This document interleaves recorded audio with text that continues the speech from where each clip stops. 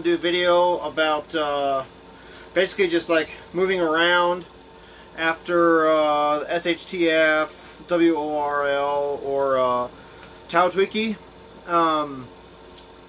So one thing I want to go over is the difference between a prepper and a survivalist, in my opinion anyway.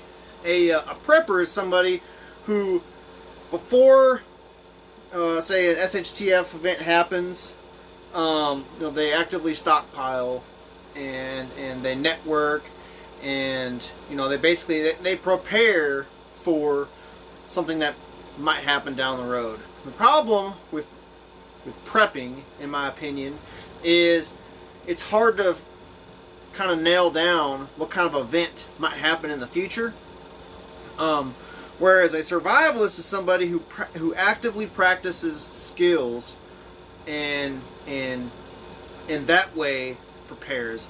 A survivalist can be a prepper, but a prepper isn't necessarily a survivalist, if that makes sense.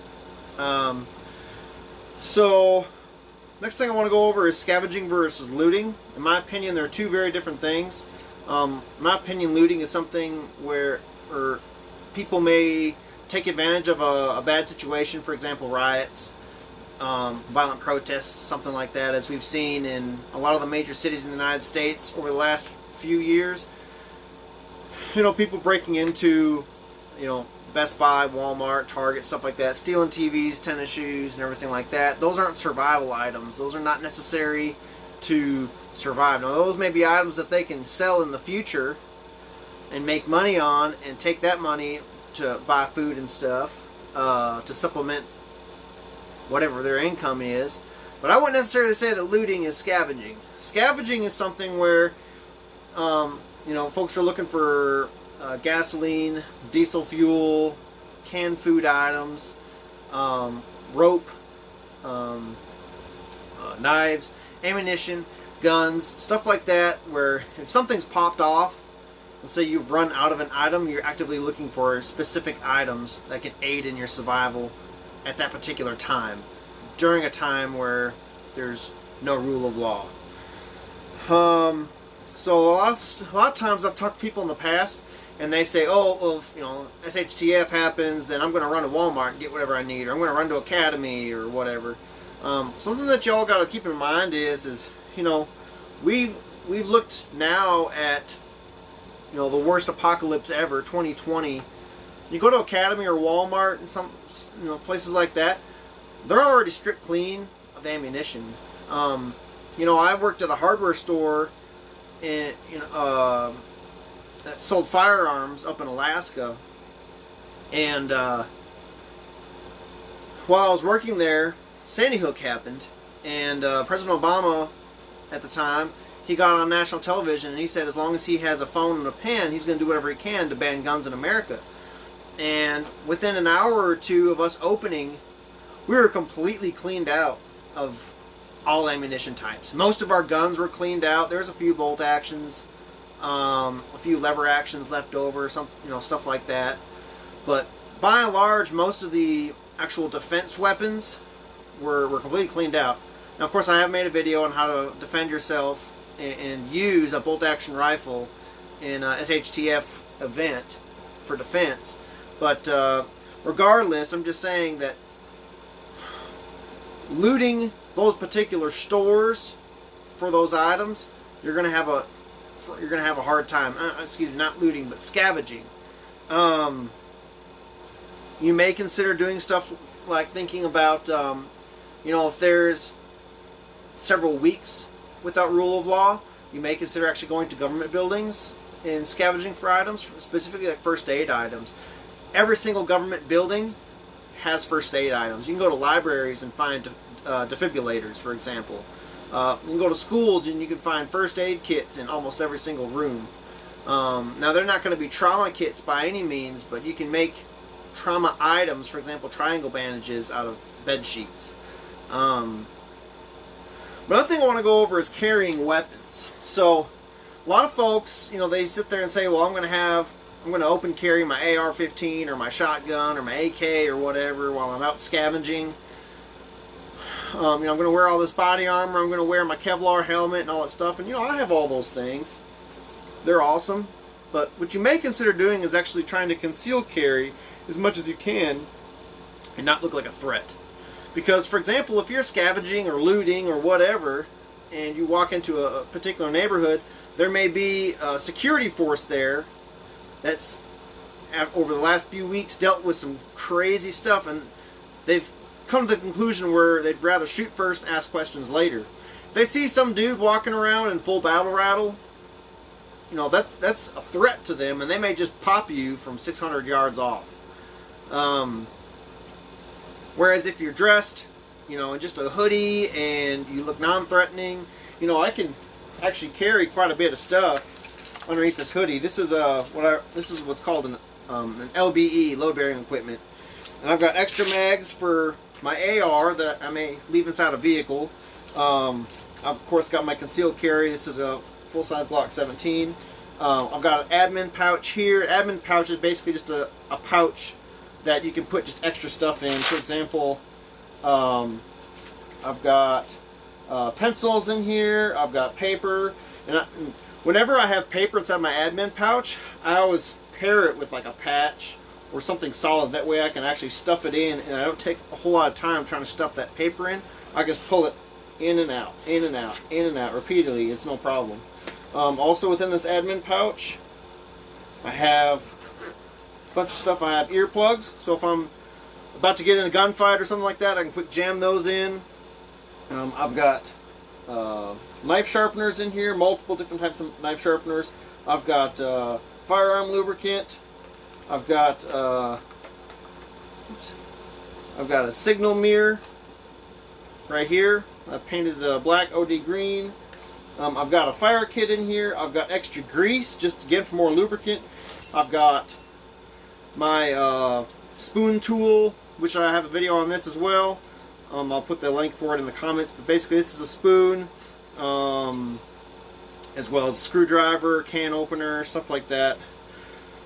I have a P51 on here for opening cans. I also have an actual loading spoon. So that's what I have in my admin pouch there. Now the reason why you want to have paper and pencil with you in your admin pouch is so that you can do what's called S.A.L.U.T.E reports, and also risk assessments, and draw maps and stuff like that. So I've also got my full-size fighting knife on here, which is also good for batoning wood for when I'm trying to make a fire.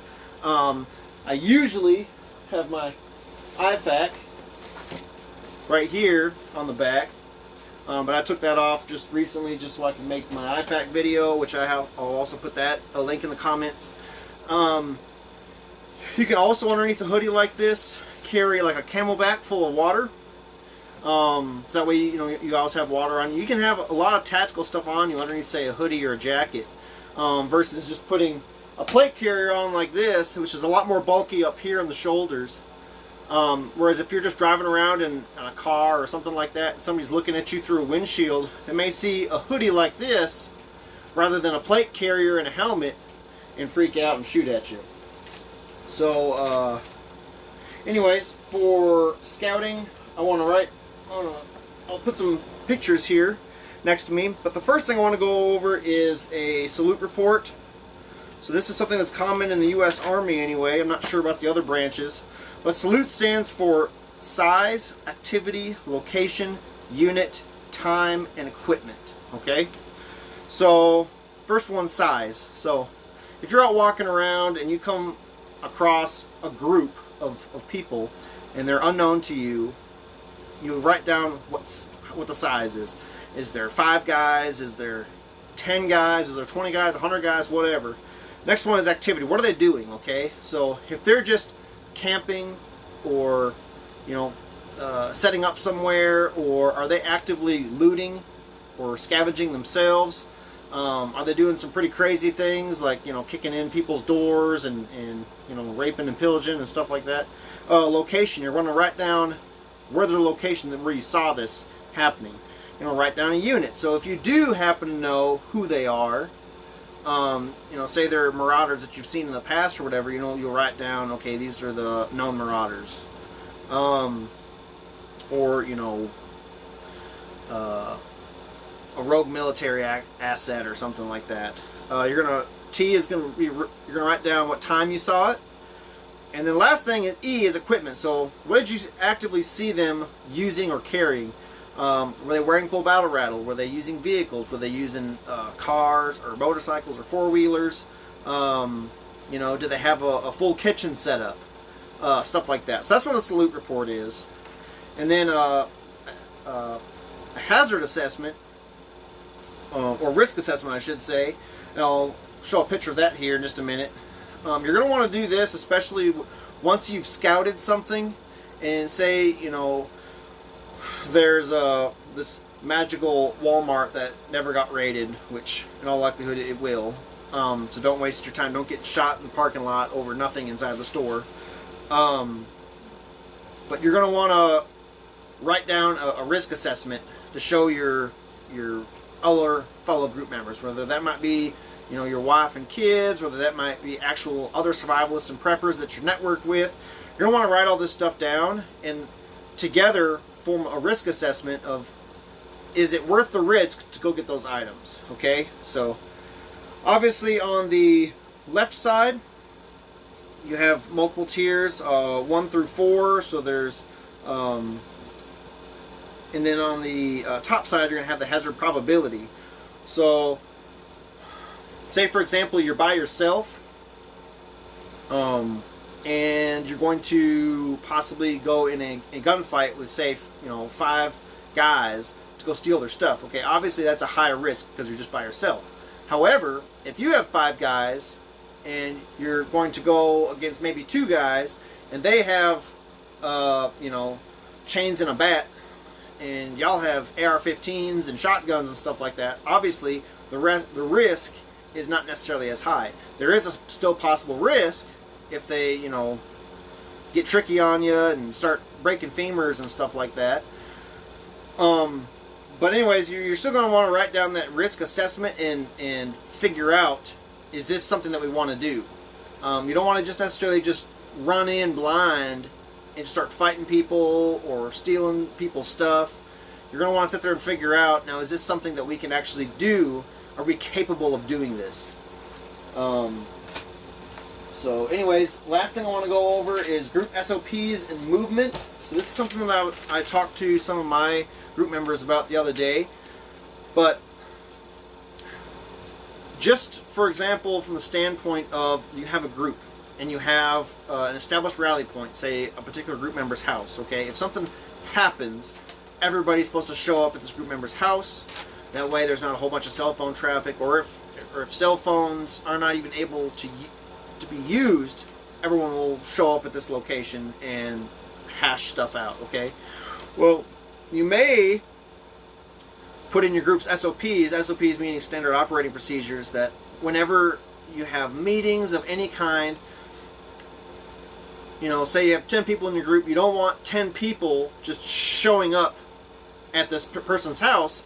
You have a whole bunch of cars parked up front. Okay, first off, if there's shady stuff happening in your area, people are going to drive by or walk by and see a crap ton of vehicles parked outside somebody's house and say, hey, something's going on there. Okay, what you may consider is having the physical form of, say, a call tree. A call tree is something where,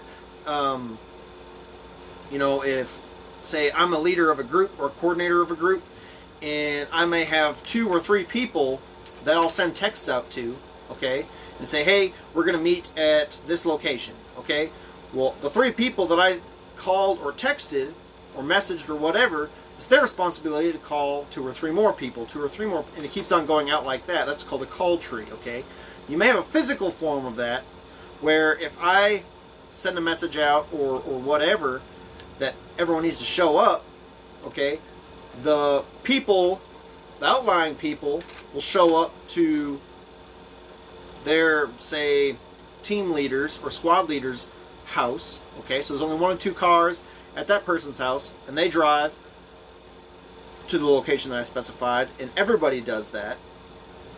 And that way you may only have 2 or 3 cars at your location rather than 10 or 12 or 50 or whatever. That's something that not a lot of people put a lot of thought into in the 21st century. Specifically, you know, here in the United States, a lot of people will have these big, huge SUVs and trucks and stuff like that, and there's only one person driving around in it. You know, they don't have a whole family of people necessarily in this truck or SUV. It's just them, and they're all just drive from point A to point B and not pick up any other members. And now you have all this vehicle traffic at your rally point, and now you have all these neighbors around you that see that. So this may be something that you want to start early on, just with regular meetings with your groups. Just put this into muscle memory. That way, when something actually pops off, everybody already knows, okay, I know that our rally point is this location, but I'm not going to drive there. I'm going to drive over to John Doe's house and meet John Doe and J. Rowe over here, and then we're going to go from that location to location B. So anyways, just some things to consider. If you enjoyed this video, please give it a like, subscribe. If you haven't rung the bell yet, ring the bell for further content. And if you have any further questions or concerns, drop in the comments. Thanks.